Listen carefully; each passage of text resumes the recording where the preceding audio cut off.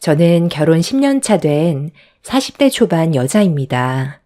지금도 남편이 저에게 했던 행동들만 생각하면 화가 치밀어 오를 정도로 분노가 가라앉지 않고 있는데, 남편이란 놈은 철판까지 두꺼워서 그동안 자기가 저에게 한 행동들은 기억하지 못하는지 이제 와서 용서를 구하고 있어요. 정말 어이가 없고 화가 치미는데, 제가 남편 옆에 어쩔 수 없이 붙어 있어야 될 상황인지라 눈물을 머금고 화를 참고 있는 중입니다. 저는 남편과 함께 찜질방을 운영하면서 밥 벌어 먹으면서 살고 있는데요. 원래 저희 부부는 각자 회사 일을 다니고 있었는데, 시부모님 건강 악화로 인해 남편에게 부탁을 하게 되면서 저도 같이 찜질방 운영을 배우게 되었습니다. 저희 부부가 한 달 버는 월급보다 찜질방 운영으로 들어오는 수익은 비교할 수 없을 정도로 차이가 많이 나기 때문에 시부모님이 저희에게 맡아서 해보겠냐고 했을 땐 거절할 이유가 없었어요. 시부모님께서 그간 많은 노력을 하셔서 찜질방이 자리를 잡을 수 있었고, 저희 부부는 맛있게 만들어 놓은 음식을 그냥 받아 먹는 거나 다름없었습니다. 시부모님은 노후를 보장받을 수 있을 만큼 많은 돈을 모으셨어요. 부족함 없이 생활하실 수 있는 금전적인 여유가 있으셔서 미련 없이 저희에게 넘겨주셨습니다. 남편은 시부모님 명의로 되어 있는 거에 불만을 가지고 있었지만, 완벽하게 안정적으로 운영하는 걸 확인하면 그때 명의를 이전해 주겠다는 약속을 하셨어요. 그래서 남편과 저는 완전한 저희 일터로 만들기 위해 많은 노력을 기울였고, 시부모님이 하지 않았던 여러 가지 행사로 훨씬 더 많은 손님들이 저희 찜질방을 이용하실 수 있게 만들었어요. 그렇게 땀 흘려 노력한 결과 만족한 결과를 가져올 수 있었고, 시부모님도 저희 노력을 인정하셨는지 명의를 이전해 주겠다는 결정을 내리셨습니다. 그런데 시부모님의 결정이 내려진 이후부터 남편의 행동들이 조금씩 눈에 거슬리기 시작했어요. 저희 찜질방에는 단골 손님이 많았었는데, 남자 비중보단 여자 손님들이 훨씬 더 많은 비중을 차지했지만, 남편의 행동에 문제가 있기 전까진 전혀 신경을 쓰지 않았어요. 그런데 어느 날부터인가 찜질방에 자주 찾아온 여자 손님과 남편이 저 몰래 시간을 자주 가지는 걸 알게 되었어요. 남편은 워낙 입담이 좋아서 여자 손님들과 자주 어울렸었지만, 단골 손님을 유치하기 위한 행동이라고 예전에 저에게 먼저 했던 말이 떠올라 크게 문제 삼지 않으려 했어요. 하지만 한 여자에게만 유독 일적이 아닌 개인적인 감정이 들어가 있는 것 같아 집에 들어왔을 때 사람들 보는 눈도 있으니 앞으로 조심해줬으면 좋겠다고 부탁을 했었는데, 제 말을 듣던 남편은 기분이 상당히 안 좋았는지 되려 저에게 화를 내면서 상처되는 말을 거침없이 내뱉었어요. 내가 이 정도 하니까 손님들이 많은 거지. 당신이 찜질방 운영하는데 제대로 된 도움을 준 적이 있었어? 하는 것도 없이 놀고 먹으면서 어디서 나한테 조심하라 말아야. 거저 먹으려는 당신의 그 모습이 내 입장에선 얼마나 꼴보기 싫은 줄 알아? 찜질방 운영에 도움 줄 생각 없으면 당장 때려치워. 당신 없어도 충분히 잘 돌아가거든. 이미 안정적으로 자리 잡았고 직원들로도 충분히 운영되는데 나한테 그런 말을 했을 때 내 기분이 어떨 것 같아? 찜질방에 와서 제일 하는 거 없이 시간 때우다 가는 주제에 방금 뭐라고 했어? 열심히 노력하고 있는 내가 너무 지나치다고? 너는 내가 뭔 짓을 하는지 그것만 지켜보고 있냐? 당신은 내 인생에 도움이 안 돼. 그냥 집에서 나오지 말고 주방 일이나 하면서 애들이나 봐. 힘들게 찜질방 운영하고 있는 나한테 그런 말 하면 기분 좋겠어? 왜 흥분을 하고 그래? 내가 틀린 말 한 것도 아닌데 당신이 하는 짓을 보면 그냥 눈앞에 보이는 여자들 어떻게 해서든지 한번 꼬셔보려고 작정하고 달려드는 사람 같아. 900평 찜질방이 자기 소유라며 작업 걸고 있는데 내 속이 안 뒤집어지겠어? 아직 당신 명의로 옮겨진 것도 아니잖아. 그리고 내가 손가락 하나 까딱하지 않고 찜질방에서 놀고만 있다고? 다른 사람은 몰라도 당신이 나한테 그런 말 하면 안 되는 거 아니야? 찜질방 운영권이 넘어오고 나서 그동안 내가 얼마나 땀 흘리며 관리했었는데 어떻게 놀고만 있었다고 말할 수가 있어? 직원들 관리며 찜질방 청소, 하자 보수까지 전부 다 내 손을 안 거쳐간 적이 없었고 그렇게 땀 흘리며 열심히 일을 했기 때문에 지금까지 유지되어 올 수 있었던 거야. 당신이야말로 여자들과 수다 떠는데 정신 팔려서 제대로 도운 적이나 있었어? 남편과 저는 그동안 찜질방을 운영하면서 서로에게 쌓여왔던 불만들에 대해 터뜨리기 시작했어요. 저는 남편이 결혼을 했고 아내가 있는 사람으로서 최대한 조심해달라는 것밖엔 없었는데 도둑이 제발 저린다고 본인이 바람 피우다가 걸리기라도 한 것 같은 얼굴로 흥분해서는 저에게 막말을 퍼붓고 있는데 그 모습이 저에겐 너무 실망스럽게 다가왔었어요. 남편과 결혼하고 지금까지 살아오면서 단 한 번도 가정을 소홀히 한 적도 없었고 잘 살기 위해 하루를 후회 없이 최선을 다하며 살아왔었어요. 그런데 돌아오는 건 제가 한 게 뭐가 있냐는 말밖엔 없었습니다. 부가 사람을 변하게 만든다더니 정말 그 말이 딱 맞아 떨어질 정도로 다른 사람이 되어버린 남편과 앞으로 좋은 관계를 유지할 수 있을지 걱정이 많았어요. 이런 식으로 자주 얼굴을 붉히며 싸우게 되자 찜질방 운영하는데도 영향을 받았었고 차라리 회사 생활할 때가 좋았을지도 모른다는 생각들이 머릿속에 자리를 잡아가길래 저 혼자서는 남편과의 문제점을 해결하지 못할 것 같아 찜질방 관리가 잘 되고 있는지 확인하러 오신 시어머니에게 그동안 삭히고만 있던 제 속마음을 꺼내놓았습니다.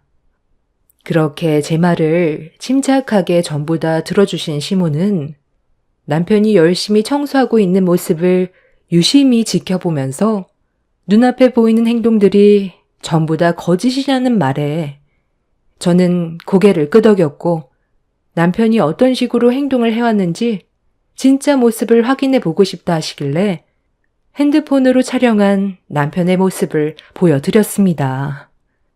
시모도 눈앞에 보이는 남편의 청소하는 모습과 다르게 녹화된 영상에서 보여주는 반대되는 행동들에 실망을 많이 한 듯 보였어요. 시부모님은 찜질방에 인생을 걸었다고 해도 될 만큼 모든 걸 쏟아 부었었고 땀 흘려 읽어낸 것이기 때문에 조금이라도 소홀해지는 걸 용납하지 않았습니다. 그런데 남편의 이중적인 모습을 전부 확인하셨을 때 시모는 남편에게 서운함을 많이 느끼신 것 같아 보였어요.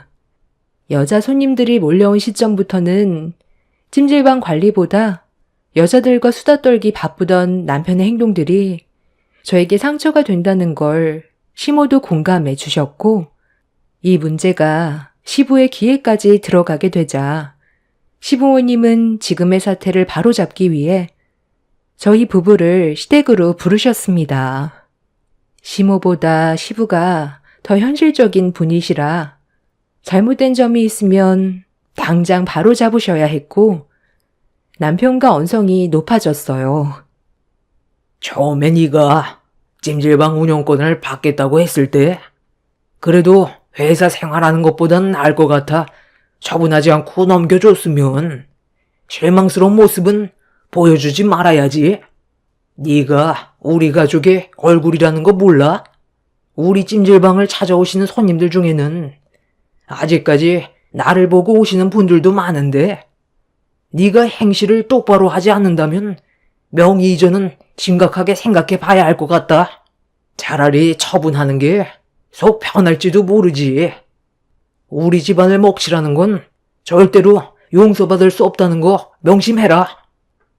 네가 찜질방 주인으로서 손님들과 친하게 지내는 걸 나쁘다고 하는 게 아니라 결혼을 했으면 그만큼 행동 하나하나 조심해야 되는데 대놓고 바람 피우는 것도 아니고 며느리는 땀 흘리며 찜질방 관리하고 있는데 여자랑 광장에 대놓고 누워서 계란 까먹고 있으면 속이 안 뒤집어지겠니? 앞으론 그런 모습 보여주지 않았으면 좋겠다. 아, 그냥 혼자 왔다길래 잠깐 말 좀 붙여본 거예요.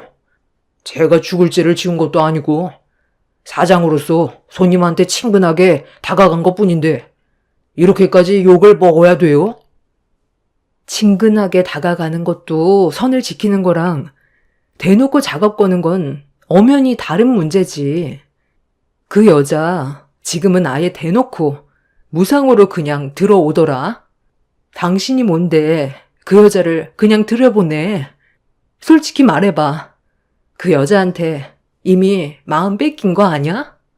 말로는 단골 손님 만들려고 친하게 지내는 거라면서 당신은 그 여자한테 입장료도 안 받고 식당 음식까지 갖다 바치고 있잖아. 누가 봐도 흑심 품고 있는 게 보이는데 어디서 거짓말이야?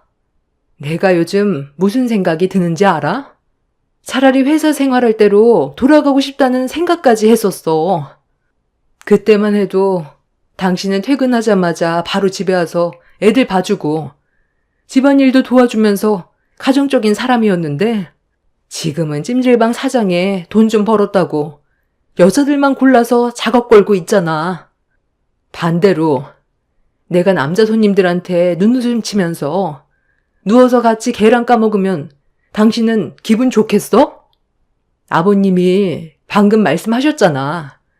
행동 하나 잘못하면 집안에 먹칠을 하는 거라고.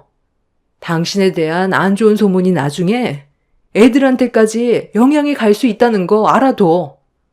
이번이 마지막이야.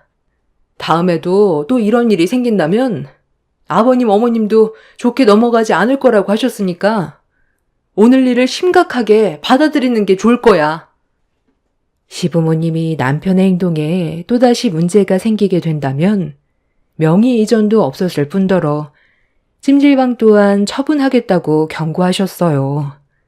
남편은 얼굴을 붉히면서 끝까지 억울하다며 변명을 했지만 시부모님은 그런 남편을 받아주지 않았습니다. 그날 저희 부부는 집으로 돌아와서도 이 문제로 한참 동안 싸웠어요. 당신이 뭔데? 내 인생을 통제하는 건데? 찜질방 사장인 거 티도 못 내냐? 내가 잘해주면 그만큼 손님들이 자주 찾아올 거고 그만큼 이득이 되는 건데 상황을 꼭 이렇게까지 만들어야 되겠어? 당신한테 지금 너무 실망했지만 없는 정도 떨어져서 같이 살고 싶은 마음도 없어졌다. 차라리 그냥 이혼하자. 내 방식대로 찜질방 운영할 거고 당신도 알아서 살 길 찾아봐. 애들도 당신이 알아서 키우고 더는 같이 못 살겠다.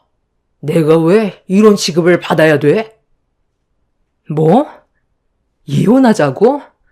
잘못을 인정했으면 바로잡고 다시는 그런 행동을 하지 않겠다고 하면 끝날 일인데 내가 앞길을 막고 있는 것 같다고?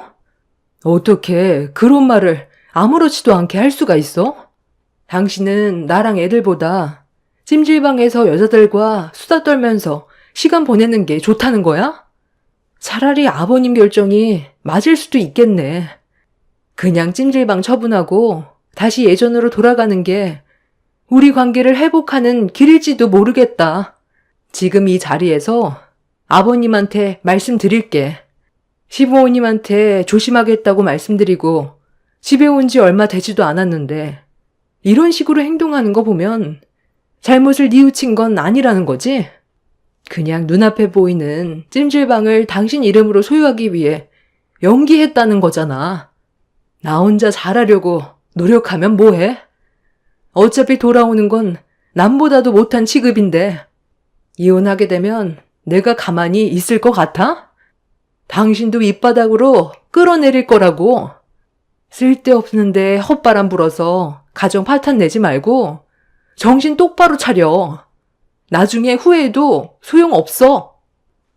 차라리 이혼을 하고 나 혼자 찜질방 운영하는 게 훨씬 속 편할 것 같다. 돈이 어느 정도 보이니까 무슨 생각이 드는지 알아? 굳이 가정을 이룰 필요가 없다는 거야. 내 인생 즐기면서 사는 것도 모자란데 가정을 지키고자 내가 희생하는 부분들이 너무 많아서 차라리 혼자 살고 싶다는 생각이 머릿속에서 떠나지 않더라고. 그리고 발은 안으로 굳게 되어 있다는 거 당신도 모르는 거 아닐 텐데. 어차피 이혼하면 우리 둘이 남인 건데 부모님이 자식인 나를 내치겠어? 더 좋은 여자 만나서 찜질방 운영하면 그게 더 좋은 일 아니야? 당신과 함께 살면 내가 희생해야 될 부분들이 너무 많기 때문에 찜질방에도 영향을 끼칠 것 같아 내린 결정이야. 이혼하고 각자 갈 길 가자. 위자료 정도야 섭섭지 않게 챙겨줄 거니까 걱정하지 말고 이혼 서류나 준비해. 애들 양육비도 더 이상 엮이고 싶지 않으니까 한꺼번에 지불해 줄게. 당신 정말 정신 나갔구나. 꼭 이렇게까지 해야 되겠어? 잠깐의 즐거움을 얻기 위해 나와 애들을 내치고 나중엔 정말 후회 안 할 자신 있는 거야? 후회할 거였으면 이혼하자는 말을 아예 꺼내지도 않았어. 이미 나는 결정을 내렸고 후회해도 내 선택이니까 지긋지긋한 우리 관계 그만 정리하자. 남편이 이혼 통보를 하자 방에 있던 애들이 거실로 뛰쳐나와 엄마 아빠 이혼하면 안 된다고 눈물을 쏟아내고 있는데 남편은 애들의 마음에 상처를 줘놓고도 아무렇지도 않은 듯 집 밖을 뛰쳐나갔습니다. 저와 이혼을 해야 방해꾼이 사라져서 찜질방 명의를 이전받을 수 있다고 생각하고 있는 것 같아 보였어요. 하지만 시부모님 성격상 저희 부부가 이혼을 하게 된다면 바로 찜질방을 처분하실 테고 남편도 받아주지 않을 거라는 걸 저는 확신을 하고 있었습니다. 남편과 시댁에 가기 전에 이미 시부모님과 이 문제에 대해서 어느 정도 대화를 나눴었기 때문에 이 사실을 모르는 남편은 뒤에서 무슨 대화가 오고 갔는지 전혀 눈치채지 못하고 본인이 하고 싶은 대로 움직였어요. 사람이 갑자기 많은 부를 움켜쥐게 되면 통제력을 잃어버린다던데 그 말이 빈말은 아니었다는 걸 남편의 행동을 통해서 경험할 수 있었습니다. 저도 그동안 실망을 많이 해서 그런지 더는 붙잡고 싶은 마음도 없었고 매달리고 싶지도 않았습니다. 차라리 남편 얼굴 안 보고 사는 게 스트레스 안 받고 정신적으로도 건강을 되찾을 것 같아 저 또한 여기까지 하기로 결정을 내렸습니다. 그렇게 며칠간 찜질방으로 출근하지 않고 친정에서 생활했어요. 이혼을 준비하기 위해 여러 가지로 신경 쓸 게 많았습니다. 모든 준비가 끝이 나면 그때 시부모님께 말씀드리려고 집안에 있던 물건 전부 싹 다 정리한 뒤 마무리가 되었을 때 찜질방을 찾아갔어요. 제가 없어도 잘 돌아가고 있는 찜질방을 보면서 가방에 들어있는 이혼 서류를 남편한테 건네주려고 들어갔는데 눈앞에 펼쳐진 충격적인 광경에 제 두 눈을 의심하게 만들었고 그 모습을 보면서 남편 앞에 멈춰 섰습니다. 찜질방을 밥 먹듯이 드나들던 단골 여자를 안마의자에 눕히고 상점 모시듯이 온몸을 주무르고 있었습니다. 이미 누가 봐도 둘이 눈 맞아 갈 때까지 간 사이 같아 보였어요. 남편 앞에 멈춰서 뭐 하는 짓이냐고 내려다보고 있자 상간녀에게 안마를 해주던 남편이 저를 보며 일어나 허락 없이 찜질방에 들어왔다고 대래 화를 내고 있었어요. 입장료부터 지불하고 들어와야 되는 거 아니냐면서 상간녀 앞에서 저를 남처럼 대하고 있었습니다.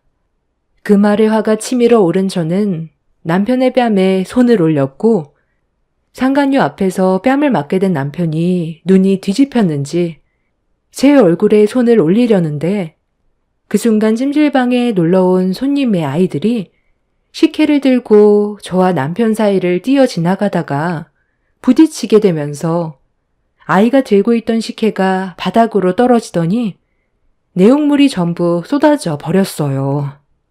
아이는 식혜가 쏟아진 걸 보고 울음을 터뜨리길래 직원에게 새로 하나 가져다 달라고 부탁을 한 뒤 아이를 진정시켜주면서 바닥에 흘린 식혜를 닦고 있는데 그런 저를 보던 남편이 아직까지 제가 사장인 줄 안다며 사정없이 엉덩이를 발로 걷어차 버렸어요.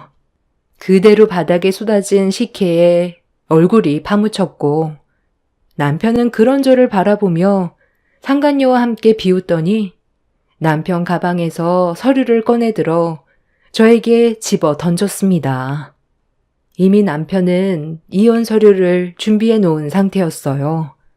온몸이 식혜로 더럽혀진 저에게 당장 도장 찍으라며 상황 파악도 못하는 멍청한 년이라면서 제가 알던 예전의 남편과는 180도 달라진 모습으로 변해 있었습니다. 너까지 꽤 감히 내 얼굴에 손을 올려? 보자 하니까 아주 내가 만만하지? 좋게 이혼해주고 끝내려 했는데 이거 안 되겠네. 나한테서 위자료 받고 싶으면 변호사 선임해서 소송 걸어라. 그냥 곱게 주고 보내기에는 방금 네가 나한테 한 행동이 네 기분을 아주 더럽게 만들었거든? 왜 이렇게까지 변한 거야? 우리가 처음에 아버님한테 찜질방 운영권을 받았을 때 행복하게 살기 위해 정말 열심히 달려오면서 서로를 의지했었잖아. 돈이 많아지니까 이제 나는 필요 없는 존재라는 거야? 돈이 사람을 변하게 만든다더니 그 말이 정말 맞는 말이었네. 그리고 우리 아직 이혼 서류에 도장도 안 찍었고 법적으로 부부인 거 몰라? 내가 보는 앞에서 저 여자 다리 주무르고 있으면 당연히 눈이 안 돌아가겠어? 하나부터 열까지 전부 당신이 잘못해놓고서 왜 나한테 탓을 돌리는 건데? 나도 좋게 이혼 못할 것 같아. 당신을 무너뜨려야 앞으로 내가 살아갈 수 있을 것 같거든. 갈 때까지 한번 가보자고. 네가 그렇게 얘기하면 내가 무서워서 바들바들 떨 줄 알았냐? 뭔가 단단히 착각하고 있는 것 같은데 여기 있는 모든 것들이 내 소유고 너는 그냥 빈 껍데기에 불과해. 나랑 이혼하면 아무것도 아닌 주제에 어디서 큰 소리야? 가진 것도 집불 없는 집안이 우리 집안을 상대로 뭘 할 수 있을 것 같은데? 나한테 위기가 찾아오면 우리 부모님이 두 눈 뜨고 그냥 보고만 있을 것 같아? 어차피 너는 서류에 도장 찍는 순간 남이기 때문에 미련두지 않을 거고 새며느리 받으면 그만인 거야. 아들이 행복하게 사는 걸 바라시지. 너 때문에 내가 피해보는 걸 두 눈 뜨고 지켜볼 것 같냐? 당장 내 찜질방에서 꺼져. 너는 절벽 앞에까지 가봐야 정신을 차릴 것 같네. 여보세요? 네, 어머님. 대화로는 힘들 것 같아서요. 사람 되기는 글러먹은 것 같은데 어떡할까요? 제가 갑자기 시모와 전화통화를 하자 남편은 그런 저를 이상하게 쳐다보고 있었어요.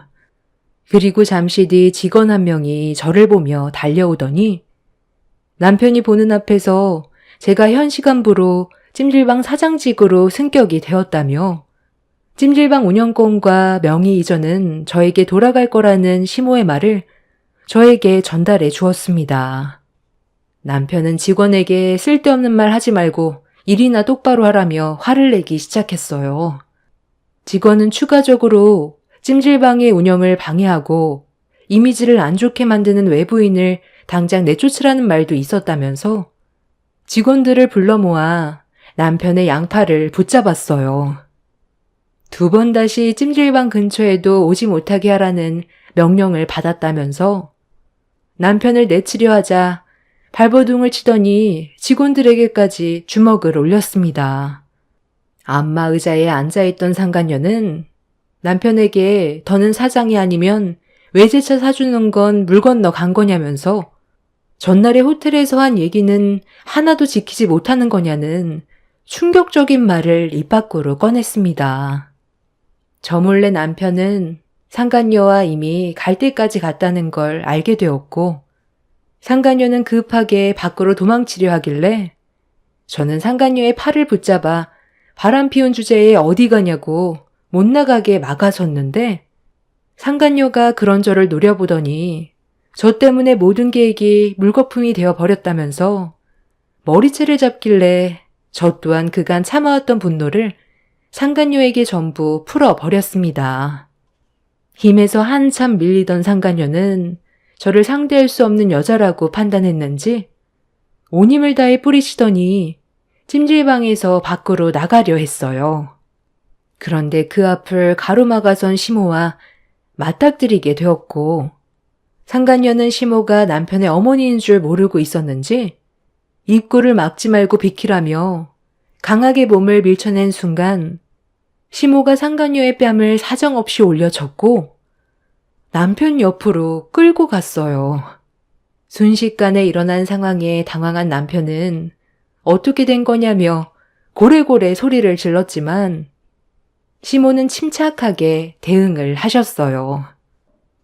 나는 너한테 이미 기회를 몇 번이나 줬었다.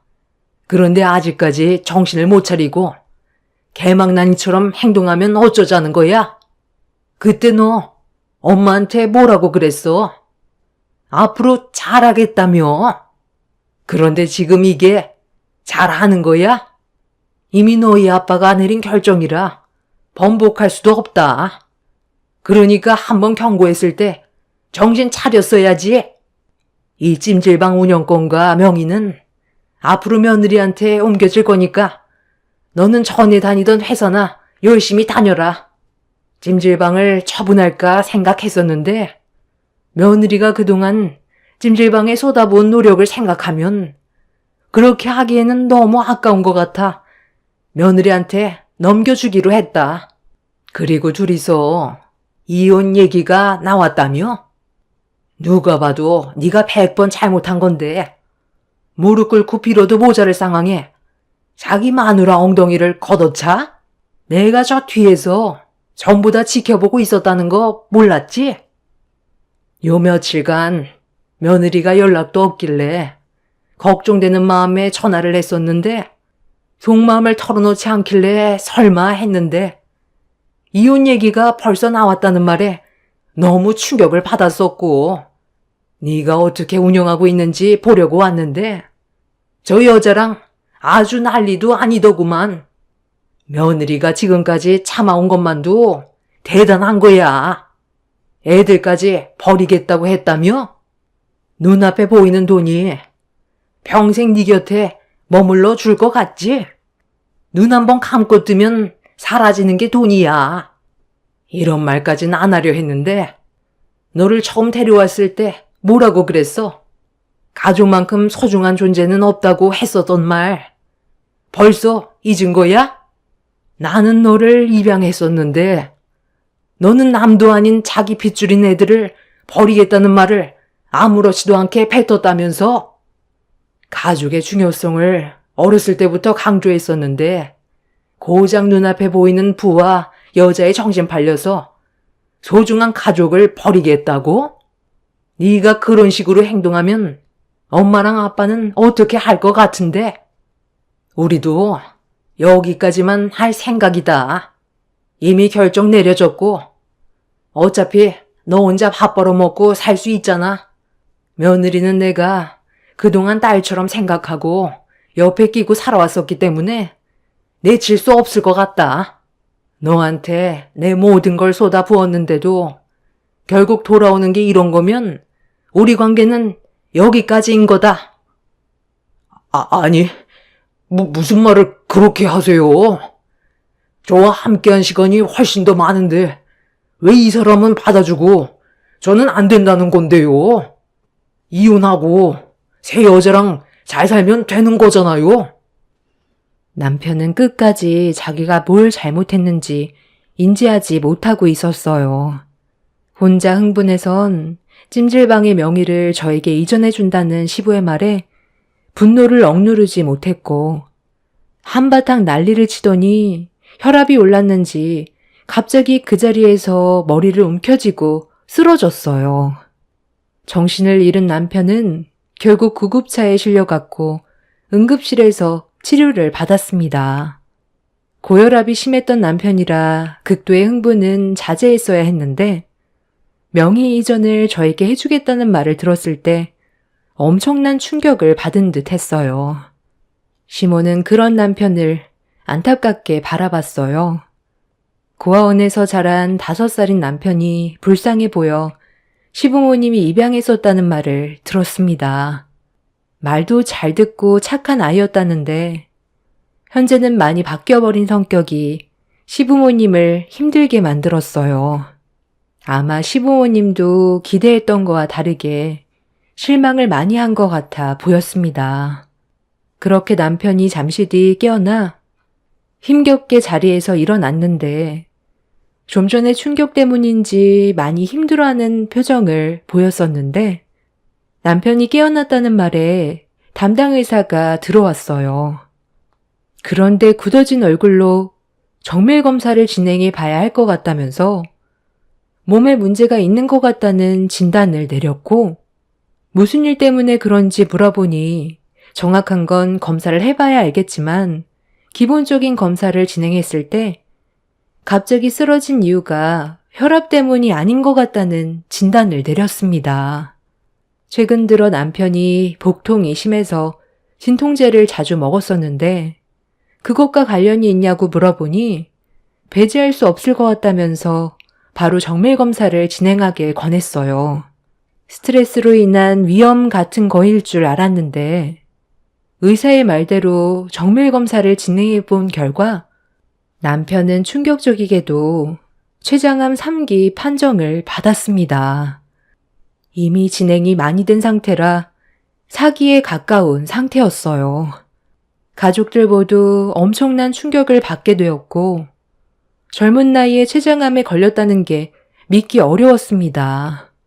암 중에서도 생존 확률이 낮다는 췌장암에 걸린 남편은 처음엔 받아들이기 힘들어 했었는데 몸에서 나타나는 증상들 때문에 인정할 수밖에 없었고 결국 남편은 그 자리에서 오열을 하게 되었죠. 사람은 아프거나 보살핌이 필요해질 때 자신의 과거를 돌아본다잖아요. 췌장암에 걸린 남편이 전에 했던 행동들에 대해 많이 뉘우치고 있는지 저에게 용서를 구하기 시작했어요. 하지만 제가 받은 상처가 너무 커서 남편을 쉽게 받아주지 못하고 있습니다. 지금 현재 의사의 말로는 남편의 생존 가능성이 지극히 낮다면서 길면 1년 정도 볼 수 있다고 하네요. 제 마음은 갈기갈기 찢어놓고 병 걸리니까 이제 와서 용서를 구하는 남편이 너무 원망스러웠어요. 시부모님은 함께 할 수 있는 시간이 많지 않은데 그래도 마음 편히 보내주는 게 어떻겠냐는 말씀을 하셨어요. 그리고 시부모님께서는 저에게 찜질방 명의까지 이전해 주셨습니다. 남편의 남은 시간 잘 좀 부탁한다며 주신 거였죠. 저는 지금 찜질방을 운영 중이고 남편 옆에는 간병인을 두고 있어요. 안 좋은 기억도 있지만 행복했던 기억들도 있기 때문에 애들 아빠로서 최대한 감정 조절하면서 최소한의 책임만 지고 있습니다.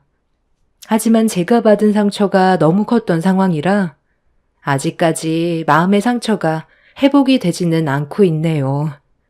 있을 때 잘하라는 말이 있잖아요. 몸 아프고 상황이 힘들어지니 그제야 자신을 뒤돌아본 남편이 참 한심합니다. 앞으로 남은 시간 남편을 위해서가 아닌 시부모님과 아이들을 위해서 잠시 머물러 주려고요. 그래야 제 마음이 편할 것 같아요. 그리고 그때 난리친 상간녀에 대한 소송은 현재 진행 중이고 바람 피운 증거들을 많이 확보한 상태라 걱정 없이 정신적인 피해 보상과 위자료를 받을 수 있을 것 같습니다. 제 사연을 들어주신 여러분들께서도 현재의 가정에 충실하시고 언제나 행복하고 건강하셨으면 좋겠습니다. 감사합니다. 안녕하세요. 저는 45살에 딸 넷을 키우고 있는 여자입니다. 살면서 많은 일을 겪어왔지만 8년 전에 있었던 일은 아직까지도 저에게 충격을 남겨주고 있습니다. 그리고 얼마 전에 시모가 땅을 치며 통곡하면서 저에게 용서를 구하고 있는 중이네요. 시간이 지난 만큼 받아줘도 되지 않냐고 외연하는 시모를 바라보고 있던 저는 그동안 저에게 상처를 줬던 기억들이 전부 다 떠올랐고 평생을 지울 수 없는 악몽이었기 때문에 시모를 내쳤습니다. 남편도 시모한테 질려버린 상태라 무조건 제 의견을 존중해주고 있어요. 여러분들께서 지금의 상황을 판단해 주셨으면 좋겠어요.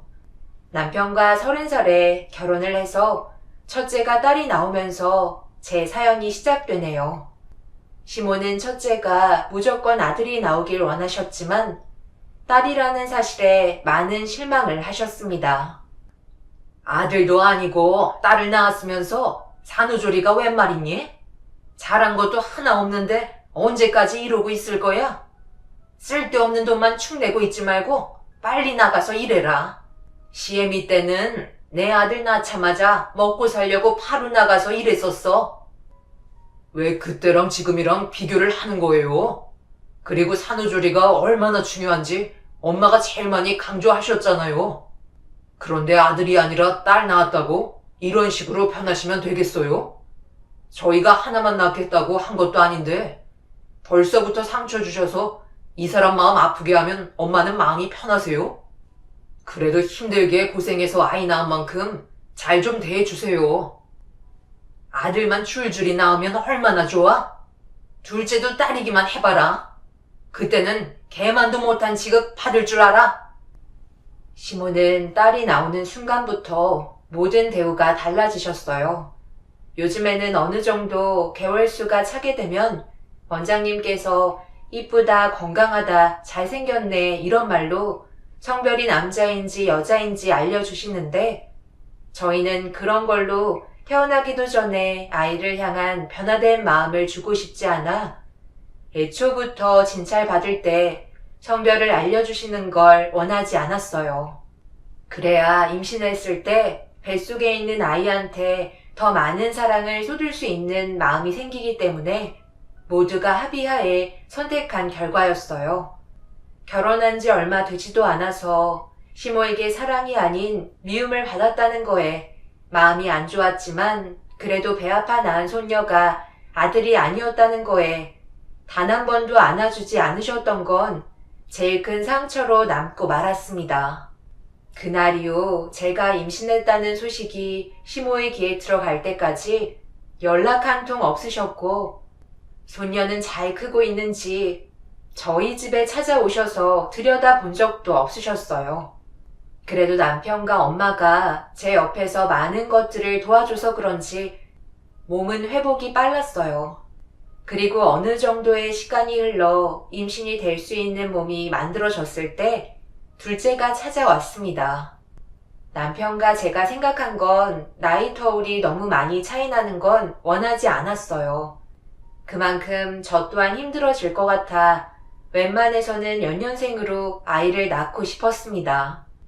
그리고 둘째를 임신했다는 소식을 접하시게 된 시모는 항상 저에게 차갑게만 대하시고 연락 한 통 없으셨다가 언제 그랬냐는 듯 저희 집 현관문을 두드리셨고 문을 여는 순간 양손 가득 알 수 없는 물건들을 가져오셨어요. 거실에서 첫째 딸을 돌봐주고 계신 엄마에게 간단하게 인사를 건넨 뒤 주방 식탁에 올려놓으신 짐들 중 하나의 보자기를 풀어 헤친 뒤 상자 하나를 제 몸쪽으로 미르셨네요. 한번 뜯어봐라. 이번에 내가 특별히 주문한 건강식품인데 이게 아들을 낳는 데는 특효라더구나.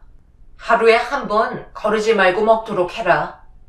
이번에는 실망시키지 않을 거지? 요즘에는 구하지 못하는 식품이니 약이다 생각하고 먹거라. 이게 뭐예요? 계란인데 왜 이렇게 썩은 내가 나는 거예요?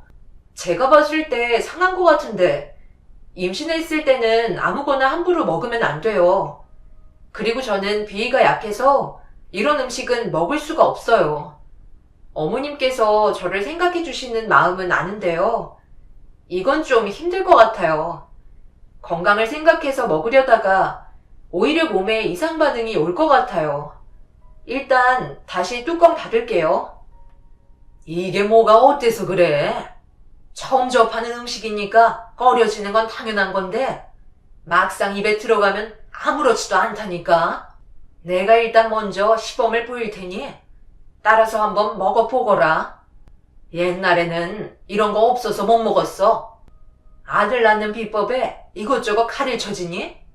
잘 보거라. 일단 껍질을 까고 털을 발라낸 뒤에 입에 넣고 먹으면 되는 거다. 임산부한테는 최고 음식이야. 사부인, 지금 뭐 하시는 건가요? 지금 그걸 제 딸 보고 먹으라는 거예요? 냄새도 상한 이상한 하수구 냄새가 나는데 그걸 먹고 아들이 나오기는커녕 유산이 될까봐 걱정이네요. 사부인 지금 오물거리는 입 주변에 전부 털로 덮여 있잖아요. 사도는 곱게 잘하셨나 보네. 어렸을 적에 이런 거 접해본 적 없으세요? 이거 먹고 아들 낳은 사람 얼마나 많은데요? 그럼 그 사람들 제 앞으로 좀 데리고 와보세요. 다른 거 싸운 것들 안 봐도 될 것 같네요.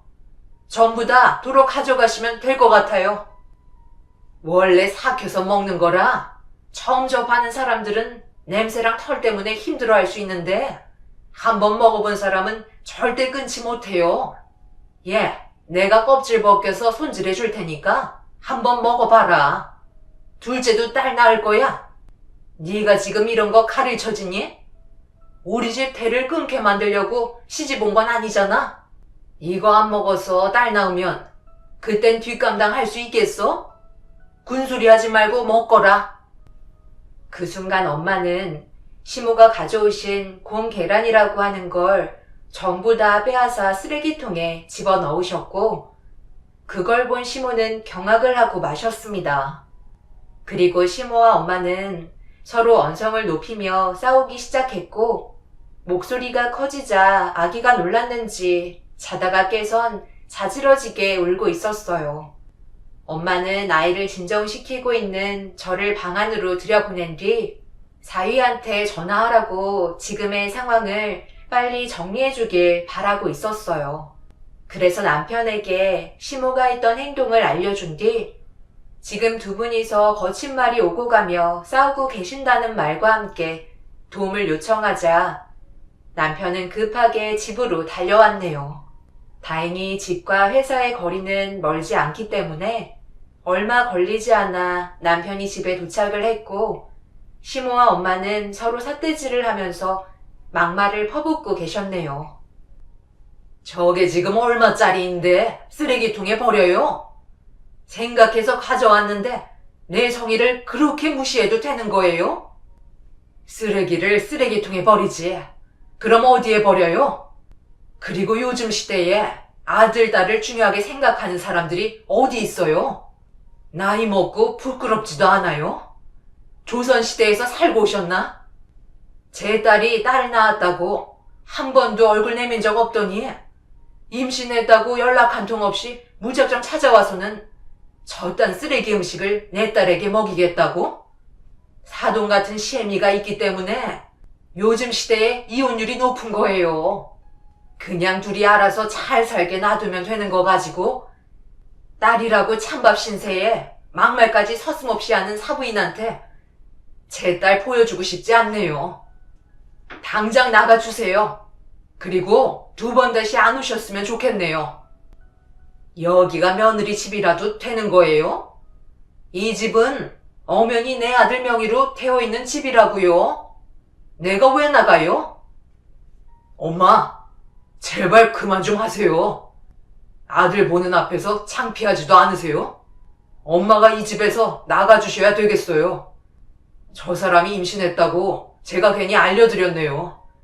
저는 그저 좀 더 아껴주고 노력해주는 모습들을 봐주셨으면 좋겠기에 임신 소식을 알려드렸는데 이런 식으로 행동을 하시니 앞으로 어떤 소식도 알려드리고 싶지 않네요. 여기에 있는 것들 전부 다 도로 가져가세요.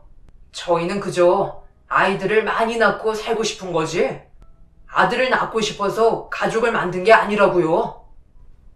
남편이 시모를 겨우 집으로 돌려보낸 뒤 상황은 마무리가 되었지만 보자기에 알 수 없는 것들을 양손 가득 싸가지고 오신 것들은 저희 집에 두고 가셨어요. 아들을 원하시는 마음은 충분히 이해는 하지만 그래도 이런 식으로 행동하시는 건 아니라고 생각했어요. 계란 껍질에서 나온 병아리를 먹는 시모의 모습은 너무 충격적이었네요. 저런 걸 먹어야 아들을 낳을 수 있다는 걸 어디에서 들으셨는지 모르겠지만 시모는 잘못된 민간요법을 너무 믿으셔서 그게 저희 가족을 지속적으로 괴롭히며 힘들게 만들었어요. 엄마는 보자기에 쌓여져 있는 것들을 확인도 안 해보시고 밖으로 내다 버리셨습니다. 그렇게 한바탕 난리가 난 뒤에 시간이 좀 지나서야 안정을 되찾을 수 있었고 앞으로의 삶이 걱정되었어요. 남편과 저는 아들, 딸이 중요하지 않았지만 시모는 워낙 아들의 집착이 심했었기 때문에 분명 또 다른 시련이 찾아올 것 같아 불안했었습니다. 딸을 낳았을 때의 차가운 시선과 저에게 막말을 퍼부으며 온갖 상처를 다 주셔놓곤 아들인지 딸인지 알지 못한 상태에서 출산 전까지의 기간 동안 시모의 부푼 기대가 저에게 언제 그랬냐는 듯 대해주셨네요. 그런 이중적인 모습들이 오히려 더 두렵게만 느껴졌어요. 그리고 둘째가 세상 밖으로 나오는 순간 또다시 시모의 막말이 시작되었고 제 눈에서는 눈물이 흐르고 말았습니다. 그렇게 내 말 안 듣고 얼굴 한번 안 보여주더구만. 결국 둘째도 딸이냐? 내가 뭐라고 그랬어? 주는 대로 받아 먹어야 아들을 낳을 수 있다고 얘기하지 않았니? 먹고 죽는 거 주는 것도 아니고 다 너 생각해서 하는 행동들이었는데 그렇게 난리를 치더구만. 결국 네 품 안에 안겨있는 건 딸이잖아? 결과가 이렇게 알려주고 있는데 내 말을 왜 안 듣는 거야? 다음 임신할 때는 무조건 시애미가 시키는 대로 따르도록 해라. 해가 지날수록 여자는 임신이 되기 힘들다는 거 몰라? 어머님, 제발 그만하시면 안 될까요? 나중에 알아서 때 되면 아들 볼 수 있는 날이 오겠죠. 뭐가 그렇게 급하신지 모르겠어요. 내 나이가 몇인데 언제까지 기다려야 한다는 거야? 세상 떠나고 아들 보여줄 거니? 너 셋째도 딸 낳으면 내 아들이랑 이혼해라. 딸만 줄줄이 낳는 며느리 필요 없다. 보통 딸만 낳는 여자들 보면 결국 아들 얼굴 한 번 못 보고 대부분 포기하던데 너도 내가 보기엔 딱 그 꼴 같아 보이는데 내 집안에서 살고 싶다면 앞으로 하라는 대로 해야 너 명이 길어질 거다. 알겠니? 듣자 하니까 정말 입이 거치시네요. 제 딸을 어쩜 그렇게 함부로 대하실 수 있으세요? 밖에서 전부 다 듣고 있었는데 원래 성격이 그러신 거예요? 인연을 끊고 싶은 건 오히려 저희가 해야 될 말이죠. 이런 말씀 하실 거면 2번 다시 찾아오지 마세요. 엄마가 큰소리 치면서 시모에게 한 소리 하자 얼굴을 붉히면서 집으로 돌아가셨어요. 그리고 그날 이후 시모는 제가 임신했다는 소식을 듣기 전까지 전화 한 통 없으셨고 한참 동안 모습을 보이지 않으셨네요. 원래 저와 남편의 계획은 넷째까지 보는 거였는데 둘째를 낳고 나서부터 임신하는 게 두려워질 만큼 시모의 행동이 저에게 많은 상처로 다가왔었습니다. 그리고 명절날에도 시모는 시댁에도 아예 오지 못하게 하셨어요. 딸만 줄줄이 낳고 있는데 무슨 낯짝으로 시댁에 오냐며 아들 낳을 때까지 아예 출입 자체를 하지 못하게 하셨습니다. 결국 명절날 피해보는 건 시부였어요. 손녀딸들이 보고 싶은데도 시모의 성격이 식구들을 워낙 힘들게 했기 때문에 소란을 막고자 시부가 저희 집에 따로 오셔서 손녀를 안아보셨네요. 그만큼 시모는 저희 가족에게 많은 스트레스를 주는 대상이었고 차라리 지금처럼 이렇게 사는 게 좋을 것 같았어요. 그래도 명절날 시댁에서 시모 눈치 보면서 온갖 욕먹으며 음식을 만들지 않았던 건 나름 괜찮다고 생각했었죠. 그런데 문제는 예상하지 못한 상황에서 터지고 말았습니다. 아직 마음의 준비가 되지 않아 셋째를 맞이할 준비가 되어 있지 않았었는데 갑자기 찾아온 임신 소식에 온몸은 긴장으로 가득했어요. 그래서 불안한 마음에 남편과 진지하게 대화를 주고받았습니다. 당신이 걱정한 만큼 나 또한 걱정이 정말 많거든. 엄마가 또다시 어떤 행동을 저지를지 모른다는 생각 때문에 임신했다는 말을 듣고 난 이후부터 잠 한숨 못 잤어. 그런데 생각해보니까 엄마한테 연락만 안 하면 임신했다는 사실을 모르시잖아. 그래서 그냥 조용히 지내는 게 제일 좋을 것 같은데 당신 생각은 어때? 엄마는 임신했다는 소식이 귀에 들어가야 움직이시잖아. 그런데 임신하는 기간 동안 아무런 소식이 없으면 궁금해서 연락하시지 않을까? 갑자기 찾아오시면 그땐 어떡하려고. 지금 명절 끝난 지 꽤 오래 지났는데도 안부 전화 한 통 없으시잖아. 아예 신경을 안 쓰시는 것 같아. 그냥 이대로 조용히 지내면 괜찮을 것 같은데? 그리고 임신한 걸 아시게 돼도 뭐라 하시겠어? 뱃속의 아이가 아들일 수도 있는 건데. 그동안 시모를 보면서 느낀 건 아들이 아닌 딸이 태어나면서 항상 반복적으로 하시던 행동들이 있었어요. 그건 임신을 했을 때와 출산을 했을 때의 차이가 극과 극이었고 딸을 출산함과 동시에 저에게 상처를 주신 뒤 연락 한 통 하지 않으셨습니다. 그래서 차라리 임신했다는 소식을 알려드리지 않으면 스트레스 받을 일도 없기 때문에 남편과 비밀을 유지하면서 시간을 보냈어요. 예상했던 대로 시모는 전화 한 통 없으셨고 제 배는 점점 불러오고 있었네요.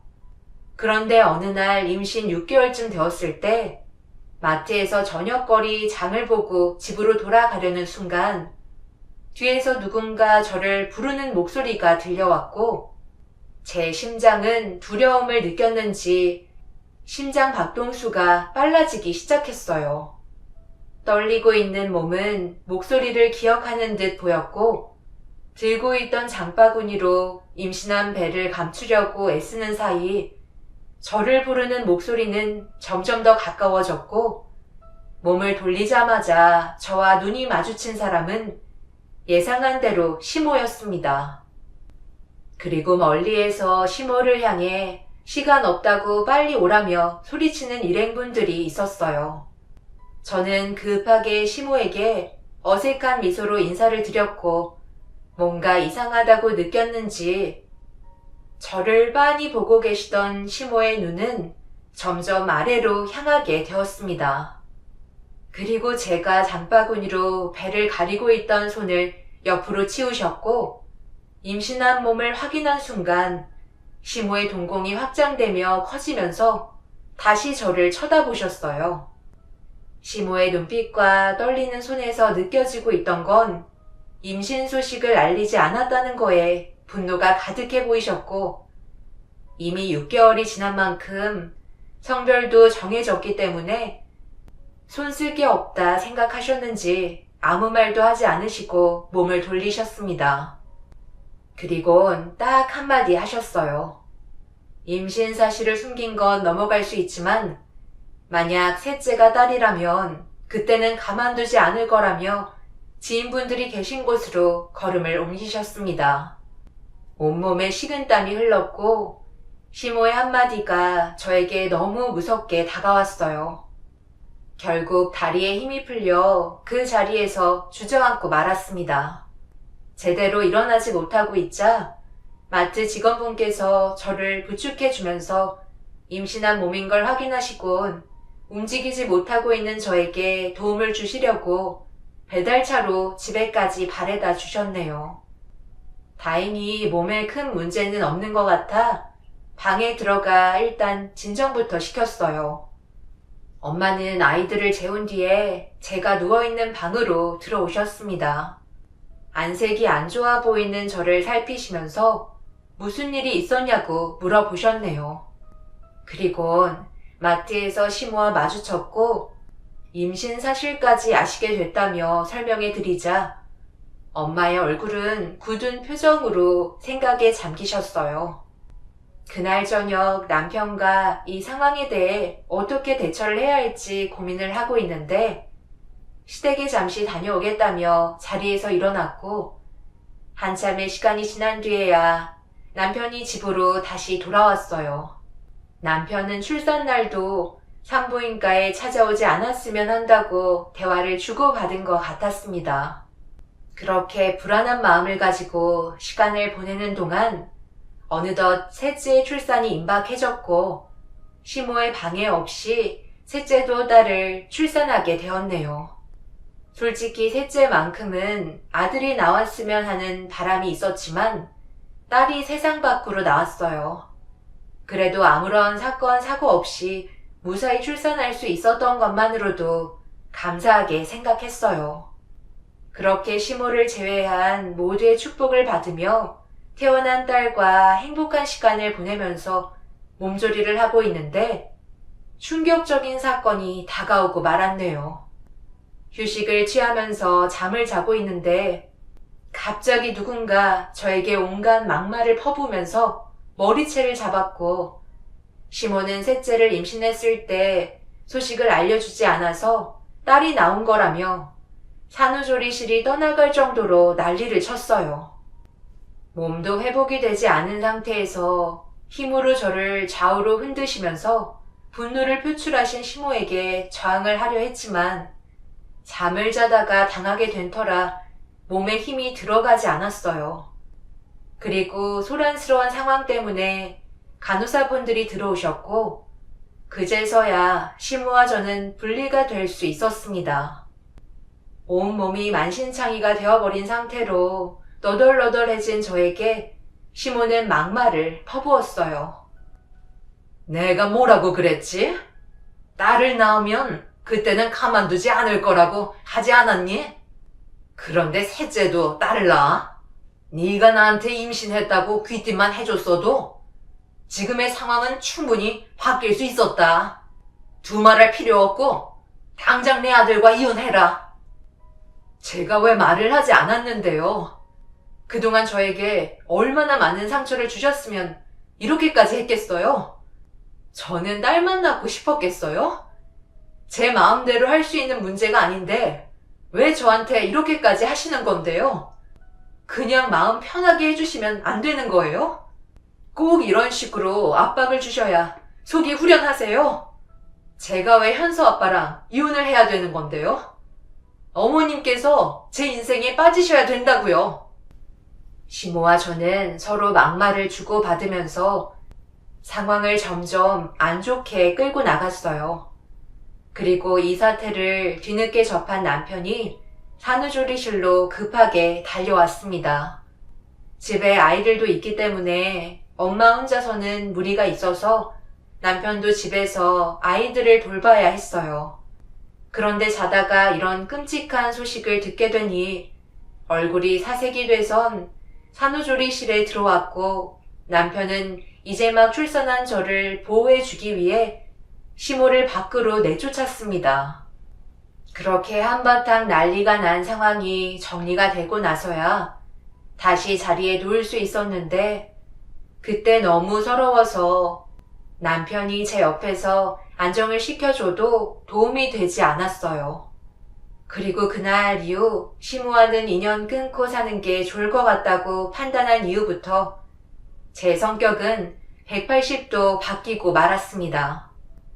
예전에는 그래도 어른이기 때문에 최대한 예의를 갖추려고 노력했지만 더 이상 그럴 필요 없다고 생각했었어요. 그래서 시모가 며칠 뒤에 저희 집에 연락도 없이 찾아오셔서 이혼 서류를 제 얼굴에 던지면서 당장 헤어지라고 막말을 하실 때 저 또한 그냥 넘어가지 않았네요. 그래서 그동안 제가 마음속으로만 생각하고 꺼내지 못했던 말들을 늘어놓았어요. 어머님이 계속 이런 식으로 나오시니까 대접을 받지 못하시는 거예요.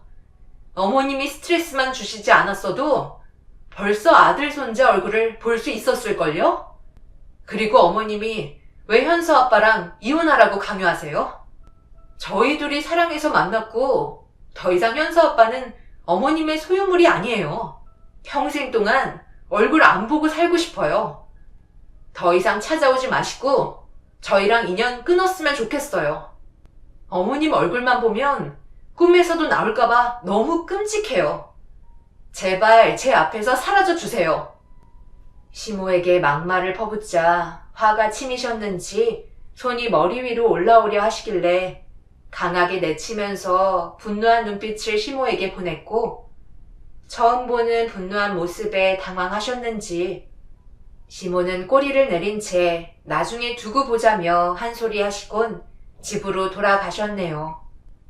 그렇게 시모와의 인연을 완전히 끊어낼 줄 알았어요. 그리고 몇 년 동안 연락조차 주고받지 않았고 남편도 이런 사실들 때문에 시모에게 정말 질렸는지 더 이상 만나지 않았습니다. 그렇게 아이 계획도 접고 지금의 현실에 충실하면서 잘 살고 있었는데 몇 년 만에 뜻하지 않았던 임신 소식을 접하게 되었습니다.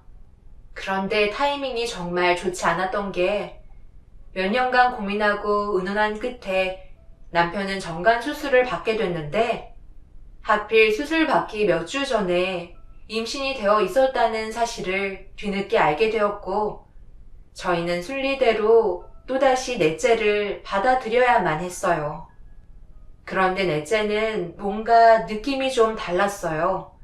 저는 입덧도 하지 않았었는데 넷째의 경우 입덧이 너무 심해서 탈수 증상까지 올 정도로 저를 많이 괴롭히고 있었네요. 그런데 사람이란 게 정말 신기한 게 임신한 상황에 시모가 저희 집에 찾아오셨고 돌아가시라고 얘기했지만 시모는 끝까지 저희 집 앞에 기다리고 계셨어요. 찾아오신 이유는 과거의 관계를 회복하고자 오신 거였지만 저는 시모와 좋은 관계를 유지하고 싶은 마음이 없었습니다. 그런데 하필 입덧이 너무 심하다 보니 화장실을 자주 가야만 했는데 귀는 어찌나 밝으시던지 입덧하는 소리를 듣게 되면서 문을 세차게 두드리셨습니다. 그때부터 시모는 두 눈으로 임신했다는 걸 확인해 보기 위해 계속해서 저희 집에 찾아오셨고 결국 임신했다는 걸 알게 되셨네요. 시모도 이번이 마지막이라고 생각하셨는지 저에게 많은 기대를 하고 계셨어요. 그리고 예상했던 대로 온갖 건강식품들을 싸가지고 저희 집 앞문에 두고 가셨습니다. 출산하기 전까지 시모의 얼굴을 안 보겠다고 확실하게 얘기했기 때문에 제 말에 수긍하셨어요. 임신했을 때의 몸과 출산했을 때의 상황은 너무나도 달랐죠. 그렇게 끊임없이 아들에게 좋다는 식품들을 저희 집으로 날라주셨고 저는 시모가 건네준 식품들을 하나도 입에 대지 않았습니다.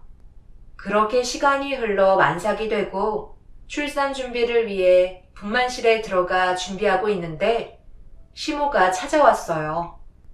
남편과 가족들이 전부 앞을 막아섰지만 저에게 꼭 할 말이 있다고 하시길래 들어오시라고 얘기했어요. 그리곤 들어오신 뒤 문을 닫으시자마자 눈빛이 달라지셨고 충격적인 말을 꺼내셨네요. 결국 저희는 좋은 관계를 유지할 수 없다는 걸 알 수 있었습니다. 시모는 저에게 이번에도 만약에 딸이 나온다면 제 딸들과 저를 이 산부인과에 폐기 처분시킬 거라며 2번 다시 세상 구경하지 못하게 만들 거라고 압박을 가하셨어요. 그리고 수단과 방법을 가리지 않고 저와 남편이 이혼하게끔 만들 거라고 아이들의 안전을 위해서도 무조건 이혼하라는 말을 꺼내셨네요. 시모가 건네준 걸 하나도 먹지 않았다는 걸 알고 계셨는지 저에 대한 분노를 참고 계셨습니다. 그렇게 진통이 시작이 되었고 제왕절개로 그토록 바라던 넷째가 세상 밖으로 나오게 되었네요. 그리고 분만실 전광판에 딸의 모습에 불이 켜졌고 모두가 딸이라는 걸 확인한 순간 시모는 그동안 참고 계셨던 분노를 표출하시는 목소리가 울려 퍼졌네요. 시모는 산부인과에서 난리를 치면서 저를 가만두지 않겠다며 분만실 문을 열고 들어오려는 목소리가 들려왔고 남편과 저희 부모님께서 들어가면 안 된다고 말리고 있었습니다. 그날 출산 이후 시모에게 피해를 입지 않기 위해 다른 곳에서 산후조리를 하며 아이들을 돌봤고 남편도 제가 있는 산후조리실에는 몸이 회복될 때까지는 오지 않았어요. 폐기 처분시킬 거라는 시모의 말에 아이들의 안전을 우선으로 지키기 위해 남편은 집에서 아이들과 함께 있으면서 자취를 감춘 시모에 대해 모두가 경계를 하고 있었습니다. 분명 저를 찾아서 안 좋은 행동을 하게 될 거라는 걸 모두가 인식하고 있었고 이런 불안함 때문에 경찰에게까지 도움을 요청했었어요. 결국 저는 큰 피해 없이 집으로 돌아올 수 있게 되면서 한시름 놓을 수 있었습니다.